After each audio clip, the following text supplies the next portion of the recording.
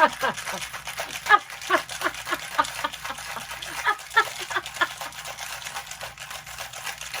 that was only one of the things.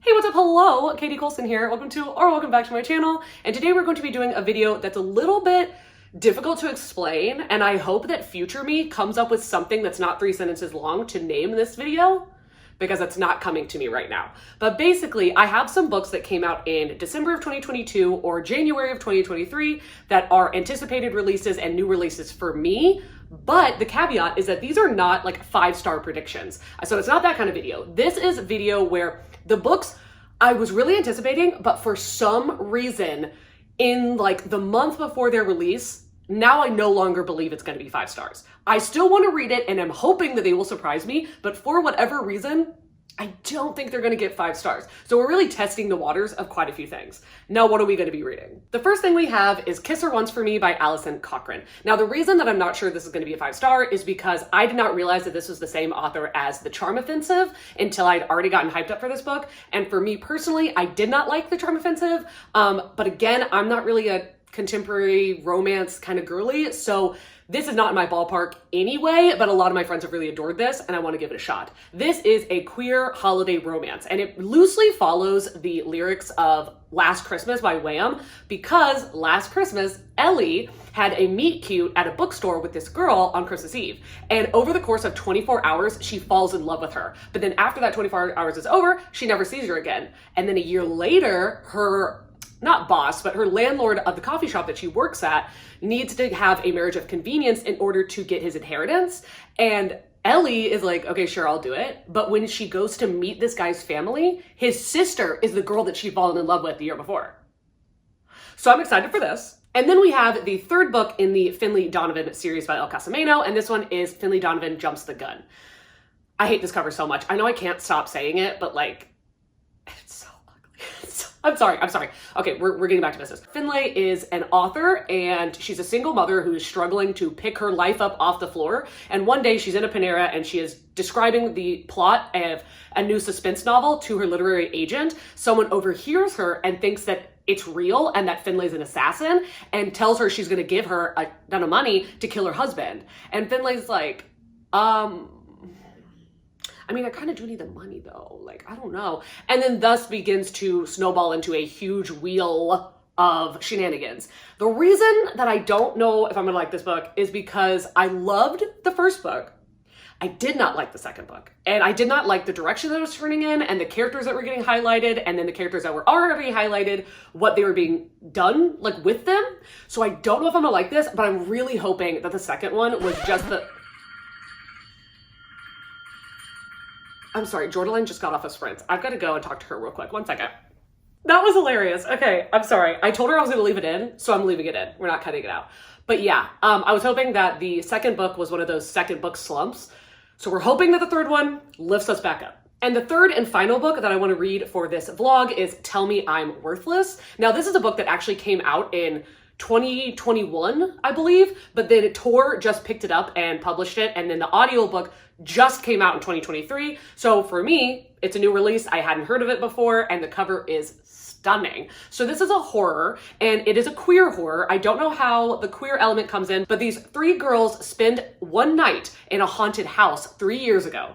And after that night, one of them is like traumatized, possessed, haunted, something, and is like falling apart. And all these years later, the 2 other girls decide that they're gonna go and face the house again to try and save their friend. And things obviously fall apart from there. Okay, so all of that being said, we need to jump into the video because you know your girl loves to talk. Oh my God, hi, you're in my kitchen cabinet again. I know we haven't been doing a lot of kitchen cabinet angles recently, and honestly, where did she go? Where has the kitchen cabinet been? Because I'm kind of obsessed with filming from here. Is it a good angle? No. Is it the worst that we've done and will do in the future? Absolutely not.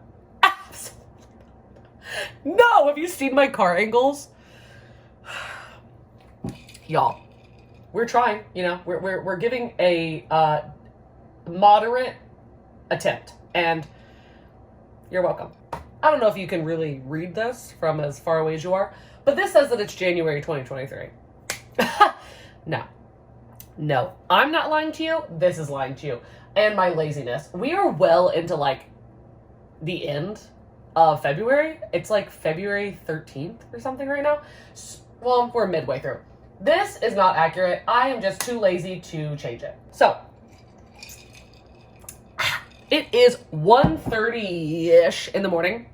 I got home from work relatively recently because there were these women who ate dinner and paid their bill, and we closed, and they stayed for 2 hours after the restaurant was closed and everyone had left except them.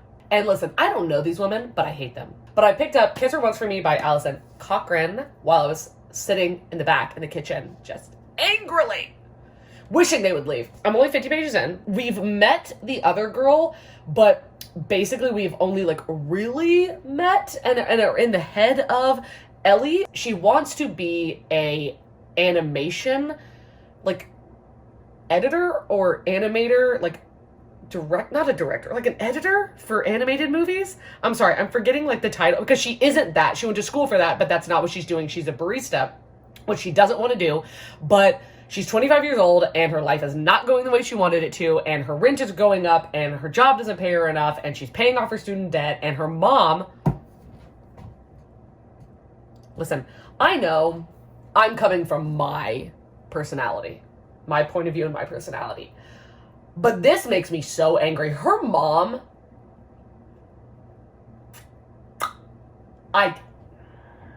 she cannot say no to her mom. She cannot say no to her. She cannot tell her that what she's doing is horrible and messed up and that she's treating her terribly. Basically, what her mom is doing is telling her that she owes her because she put a roof over her head and gave her food and clothes for 18 years.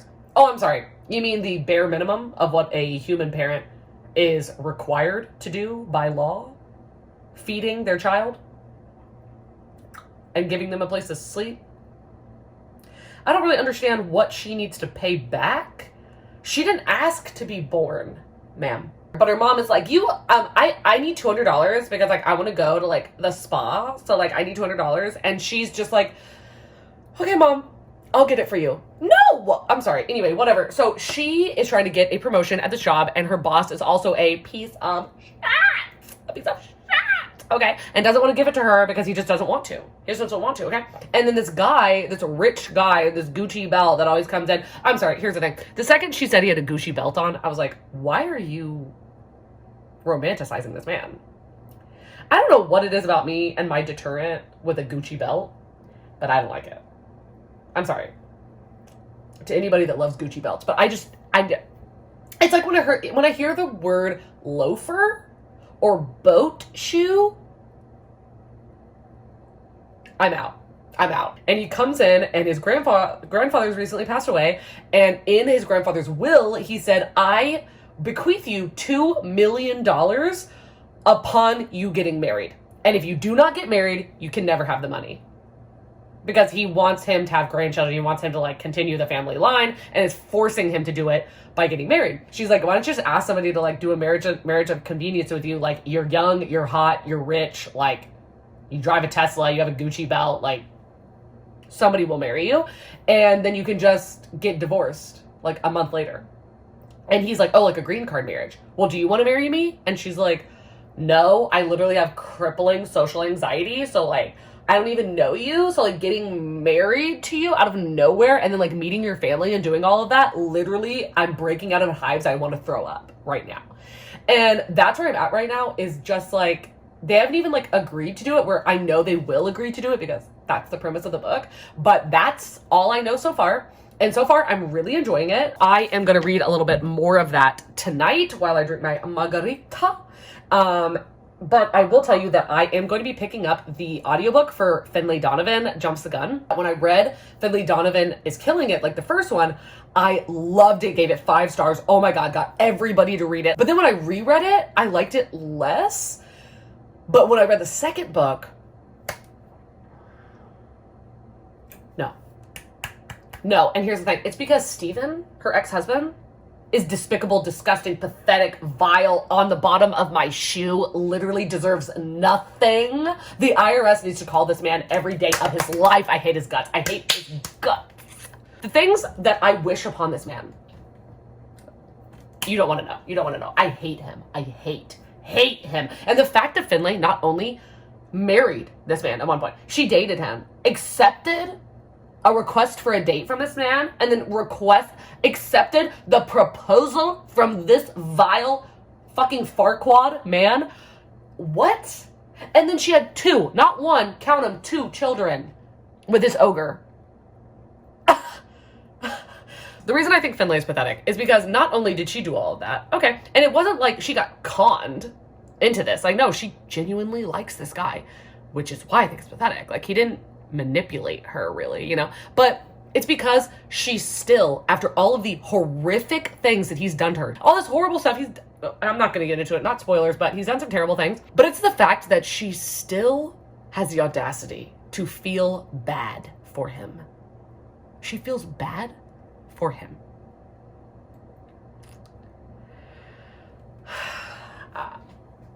I can't. Okay, so yeah, the second book, I didn't like it. I gave it 2 stars. I didn't hate it. I was gonna give it 3 stars because the book wasn't bad, but I hated Steven so much and he's like a main character, so I hated it. But I'm like, I'm gonna go into book 3. I'm gonna hope for the best. But if I don't end up loving this book, I might DNF the series. So we'll see. I'm going to pick that one up on audiobook because I did pre-order the audio and it just came in a couple days ago. So I'm going to listen to that and then I'm going to physically read this and I'll hit you back up tomorrow with what I end up getting read tonight and tomorrow. Oh my gosh. Hello. Is it the next day? No, it's the day after that. Did I change the calendar? No. But in your brain, just imagine that I did. Okay. We are at 1 a.m., which is when I tend to hit you up with updates, but we are making a margarita, okay? And we had a rather difficult day. A trying day is what we'll say. A long, arduous, very difficult day being a server in a restaurant. The things that I dealt with on this day. Let me just tell you one thing I dealt with on this day. These guys were so drunk. They were so drunk and belligerent, and they kept saying that I charged them 3 times. And I was like, what are you talking about? And he pulled out like the receipts. And as anybody knows, when you go anywhere in a restaurant, you get the itemized receipt, which is the one that tells you what all you bought. And then there's 2 signed slips. One that you sign with the tip and your name and you leave for the server. And the other one that you can leave if you want or you can take with you for your own notes. He was telling me that those 3 different pieces of paper were 3 different times I charged him. I'm like, for like literally 20 minutes trying to explain to this drunk man that I am not trying to swindle him out of his money. You know what I'm saying?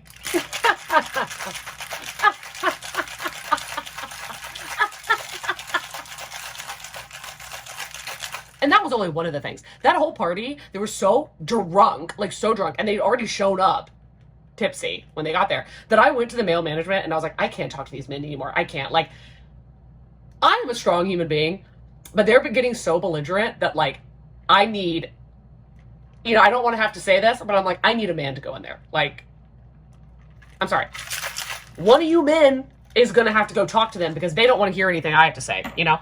Anyway, LOL. I got to chapter 28, which is page 300. This moves so fast. Like, I'm telling you, realistically, you could pick this up and read it in one sitting. You could read this in one day easily. I struggle with what I want to say about this because I do not think this book is bad. Okay, so the things that I'm about to say, I want you to preface this, which I do not think this book is bad, and also preface this with, I am not the reader who this book is intended for, okay? Now, obviously, I went into it assuming that that could be the case, but hoping that it wouldn't be. Because there are romances that I pick up and I end up actually loving, even though romance is not usually my genre. Here's the thing. Here's the thing. It's nice. It's nice. It's cozy. It's pretty fun. Yeah, I guess. To me. I am not saying to you. I'm saying to me. This is boring. let me just, I am sorry to this woman. I'm sorry, Alison Cochran. I'm sorry. I don't think I'm going to read Alison Cochran in the future because it's just not the romance for me. I find this very boring. Very boring because this is something I'm beginning to learn about myself. I do not like cozy stories. I don't. Like, I read Legends and Lattes. It was fine. I read The Very Secret Society of Irregular Witches. It was fine. I read this. It's fine. Like, I just don't care. So I might not rate it. I might just like literally put in my review on Goodreads, like, I thought it was boring, but this was not a book intended for me. Didn't want to give it a rating to bring it down. Sorry about it. Another thing that we were reading was Finlay Donovan Jumps the Gun. Okay. I do not remember what percent of the way through this book I got to. I want to say I'm like late 20%, maybe early 30s, but it's fine. It's fine so far. There are moments that I'm enjoying, and then there is the moment that I was dreading, and I knew he was going to come up. I knew he was going to come up. I mean, he had to, right? No, he didn't. She could have killed him. She could have just literally had him die before the first book even started. Steven. I fucking hate this. I fucking hate him. I hate him. Hate him. Hate him. Hate him. Hate him. Hate him. I hate him. I hate him. I hate him. I hate him. The fact that this grown man, after all the shit that he has done, is coming back to Finlay and asking her to go to marriage counseling with him? Sir, no, I think that you need to go to counseling. I think you need to go to therapy, work on yourself for a couple of years, and then think about what you've done instead of, oh, you want you and Finlay, Stephen and Finlay, to work together on fixing what you burned to the ground? And her and Vero, her sidekick, are going to this like police academy, like training. I don't even know what you would call it. It's very weird. It's like this training camp, but for like random people. Like, I do not understand why these random people are being trained for this. Like, I don't get it. There's like an old flame of Vero's that you don't really know as of yet, like what happened between them, but it's kind of like a bickering, like, I guess like lovers to enemies to what I'm gonna assume to be lovers again. Like, we're not gonna have all this like witty banter and nothing happen, right? Like, El Casamino. What are we doing? But anyway, because it is 1 a.m., I'm not working tomorrow. So I'm going to hit you back up tomorrow, and I think I can finish both of these books tomorrow. I think I can. Good, because I want to pick up something else. Because I am not living, laughing, or loving any of the reads that I am currently reading. So we'll hope for the best, and I'm going to hit you up tomorrow. Oh my God. Hi. One thing is different, and one thing is the same. The thing that's different is that we're not in the kitchen cabinet. The kitchen cabinet's amazing, but it needs a break. Okay, it needs a breather. So I'm going to film over here where I've never filmed before, at least not like this. The lights aren't on, you know, they're behind me, and we're not using the tripod. I'm literally just, you're held up by plain bad heroines. Oh my God, out of context, that sentence, we're not upset about it. But the thing that has not changed is that I am yet again coming at you at 10:30, 11 o'clock, something like that, late at night. But I finished this book. Here's the thing. There's nothing wrong with this book. I know I said that before. There's nothing wrong with it. There's nothing problematic even. Like, there's a lot of amazing things that Alison Cochran brings up in this book. And honestly, if you love reading about, or you are, or are dating a butch lesbian, read this book because she highlights butch so well. Like, she makes it such a pedestal, like not a pedestal, but like makes it something that when you're reading it, which you never really read in traditionally published books, like, girl on girl love like this. And the way that the main character Ellie like talks about Jack, and like her being like kind of masculine, or like really strong and like rugged and wearing a Carhartt jacket, she talks about it in such a romantic way, like that she's so hot, and I'm like, oh my God, I just love this. That's so sweet. But again, I don't care. And what I'm realizing, honestly, I'm not really going to go into like what happens in this book because it's so freaking short. It's so short that if I mention one thing that happens in this book, it's going to give away like a third of the plot, because not very much happens, to be honest. Like, not a lot. Really not much happens. Anyway, we're going to stop talking about that, and I am going to finish Finley Donovan tonight. I'm almost done. And I have things to say. But I'm going to finish it first, and then I'm going to hit you back. Hello. It is the next day, and I don't know what the sunlight is doing on my face like right now. I'm not going to check, so sorry if you're being blinded. I did finish Finley Donovan Jumps the Gun last night / this morning, and I think I'm gonna give it like 2.5, because there's not really anything that I loved about the book. There are some things I liked about it, and there are some things I despised. So I don't want to give it 3, because there are things I hated and not really things I loved to like make it equal out. The one thing that I did enjoy was Vero and Javi, but their relationship is hot. It's fun, and I like it. I really do. Now obviously she's going to make it drag out forever, and that's something that I did not like about this book, is that it just feels like this series never going to end. Now she says that it's a trilogy. No, I do not believe El Cosmeno in the least, because she's going to keep this going on forever. I am such a hypocrite by saying like that's annoying, because the Veronica Speedwell series, I want her to keep writing those books forever. The Wayward Children series, I want her to keep writing those books forever. But the thing is, you knew going into those books, it was going to be a long ass series. Like, you knew that. And there are things that keep you gripped. Like in the Veronica Speedwell, I just love the characters so much that I don't care what the plot is about. I just want to read about the characters. And then in Wayward Children, there's a different amazing plot in each book. So that works for me. But in this series, I'm like, how many dumb decisions can Finlay make and wind up in dumb situations that are comedic? Like, how many times can this happen? Like, I don't know. You had me suspending disbelief in the first book, and I was totally fine with it. It was hilarious. The second book, I was like, okay. And in the third book, I'm like, it's too much. It's too much. And also, I don't care about the cop. The cop, it's not that he's a bad person. He's not a bad person, but I don't care. Like the cop that she has like this relationship with, like in the first book, there was the cop and the bartender / lawyer. And then now we've dropped the lawyer like a sack of bricks, but he just kind of keeps popping up. And then we have the cop. And the only reason, okay, we have the cop because it's like, oh my God, it's so crazy because like she's doing things that are like borderline like criminal or are criminal. Oh, but I can't be with the cop because then maybe he'll find out about my like criminal whatever. Okay, maybe if I thought that they were hot together, maybe if I found the chemistry at all believable, then I would be down for that ride. But I do not understand. There is not a single part of me that understands why these men are attracted to Finlay. Like, she is unbuttered toast. She's basic. She's unbuttered toast. She's bland. And anytime we try to add some spice, we try to add a little butter, it's always unsalted. But somehow these hot men are interested in Finlay. And I'm not saying interested in Finlay because, oh, she's a single mom and has issues. No, I don't care about that. I care that she's not smart. She's bland. She's basic.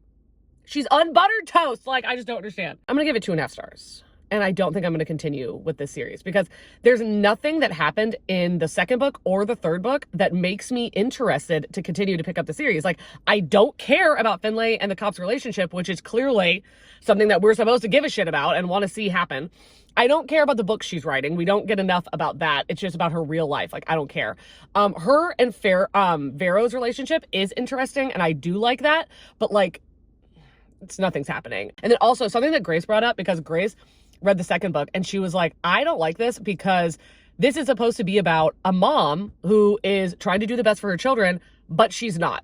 And I was like, oh, what do you mean by that? And she was like, her kids are never in the book unless it's for them to do something annoying. Like, her kids are only annoying. We never see them being loving. We never see them being children. We just see them being the most annoying parts of children. And I don't like that. And I was like, damn, you're right. You're right. And she was like, also, she doesn't do anything for her kids. Like, you never see her mothering them. You just see her being forced to hand them off to somebody else. And And I was like, you're right. Shit. Okay. I'm gonna go inside. I'm sitting in the parking lot. Yeah, parking lot. Anyway, I'm gonna go inside. I don't know what I'm gonna pick up next. I think Tell Me I'm Worthless, but I'm not sure. Yes, you should, Katie, because then you should tell me what you think of it, and then I'll read it if you like it. That's I realize I do this thing to my friends where I'm like, I try to make them read things that I want to read because they're like my litmus test. I'm like, well, if you like it, then I'll like it. So you should read it. You should waste your time, potentially, so that I know for me, like as if they're like my personal book reviewers. But yeah, I think you should read Tell Me I'm Worthless, because then I'll know if I should read it. Done. I will be your personal litmus test. I will read this book.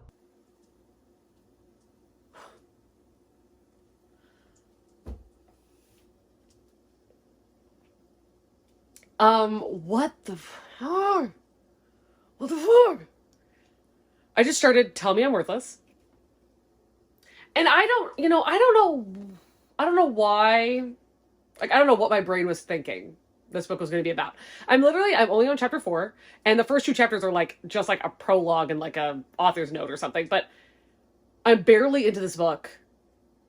And what the fuck? I literally do not know what's going on. I'm only on chapter 4, and all we know is that there's a character who's like, oh, Isla, who he calls his ex, but says she wasn't my ex. Which, I did not realize this, but the main character is trans, and amazing.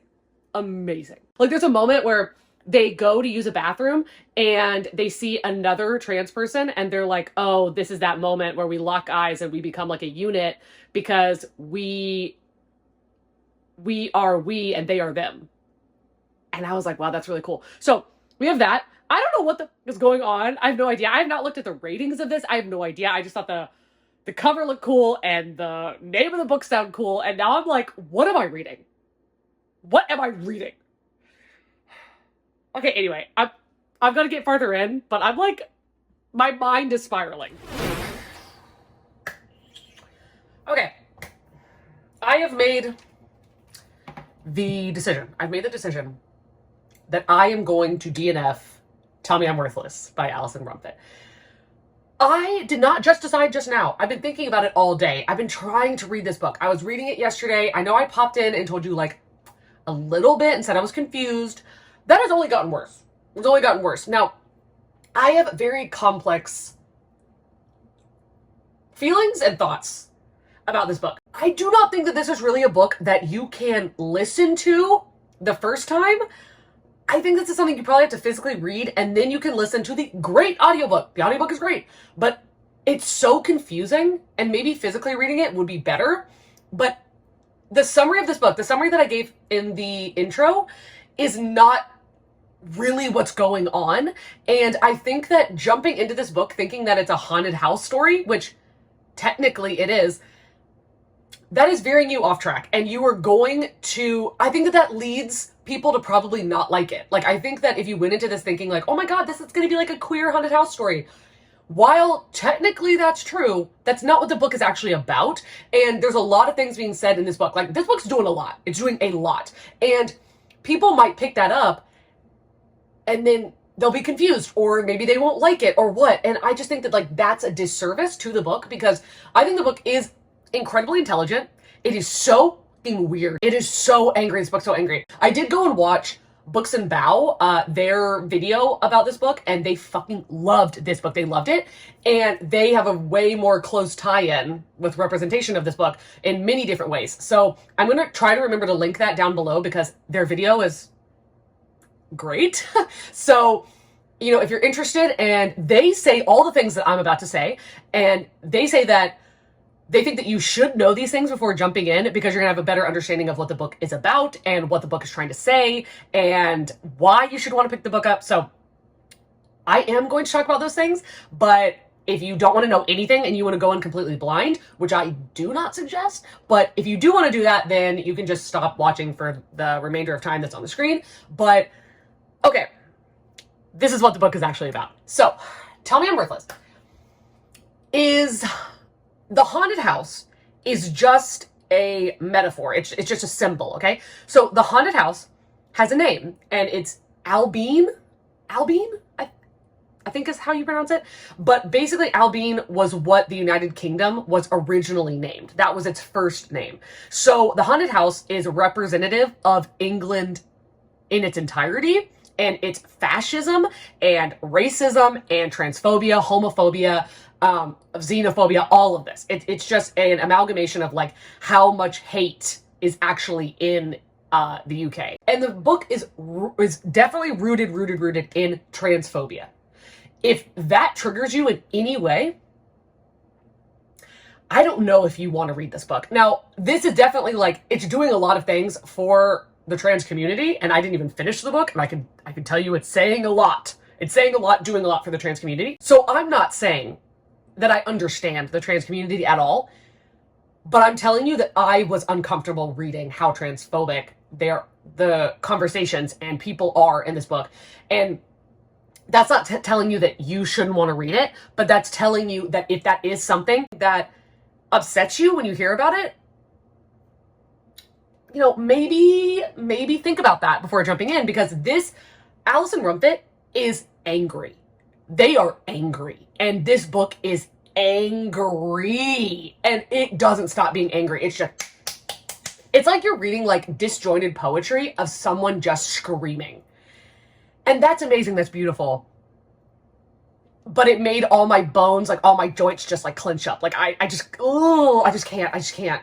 And also something that like really like irks me, but I know is a big thing in the extreme horror community, and it's just something that I don't personally enjoy, is sexual degradation.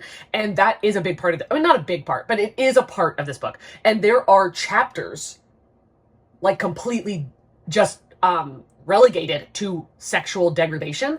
And because one of the characters has a they do what is it, like role play, like sexual role play online, and it's men that ask her to like degrade them because she is like a trans woman, to degrade them, and like I'm not even gonna say what she says, but like, and then also they have like full pages and pages of people online being just the most disgusting, vile, transphobic, just incel, disgusting. Oh my God, it's horrific. Oh, so bad. But Alice and Ela, they were really close. They were really close, okay? And then we have Alice, who is a trans woman. And Ela knows that the whole time and never had a problem with it. None of the friend group ever had a problem with it, okay? But they go into this haunted house. And now Ela is a completely transphobic, literally fighting against, she is a TERF. A TERF. And that is in the first, like the very beginning, she's a TERF, going to like anti-trans rallies, speaking out, saying that she was raped.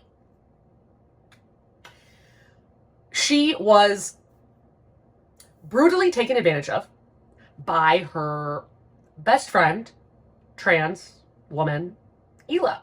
And that basically turned her against all trans people. And that she doesn't feel safe going into a bathroom thinking that a, quote, man is going to be there. Anyway, we have that. And then we have Alice, on the other hand, who their memory of this event in this haunted house is that Ela is the one who attacked them. So obviously, you know it's the house. You know it's a house. You know it wasn't this. But the fact that the house is England is supposed to basically be saying, like, it's taking hate and infusing it into them and pulling them apart. Because England, it's saying, like, England hates trans people. And that they need to be afraid to go outside. And listen, I'm telling you, that is very intelligent. I am glad that this author is out there doing this. But I just can't do it. I just can't do it. I just can't read it. I just can't. I'm trying to talk myself into reading it, but I don't think I can. I don't think I can. So I'm not going to read it. I'm going to link Books and Vows video down below. I just don't think, I don't think I can do it. I don't think I can do it. I don't think I can. My skin is crawling. one, out of hatred, but also, like, what is happening in this book? Anyway, I think I'm going to end the vlog here because my mind is reeling. It is reeling. Okay, if, I don't know what to say. If you've gotten this far into the video, thank you for all my rambling. If you've gotten this far in the video, I've really been talking for so long. Put like the microphone emoji or like the speaker emoji or like, you know, the profile of the person's head and like the sound is coming out. Because I'm sure I've just been chatting away. But yes, thank you so much for watching this. If you want to follow me on Instagram, Patreon, Goodreads, whatever, all of those links are going to be down below. If you want to check them out for any reason, that would be amazing. And I hope that all of you are having an amazing day, evening, night, dusk, dawn, whatever it is you're having, and whatever part of the world you are currently having it in. Thank you, and I will see you in a video coming very soon. Bye. For change, looking for pain, pulling a mob, pushing a train. I'll never stop, stick to a lane, pick up the pieces and go rearrange.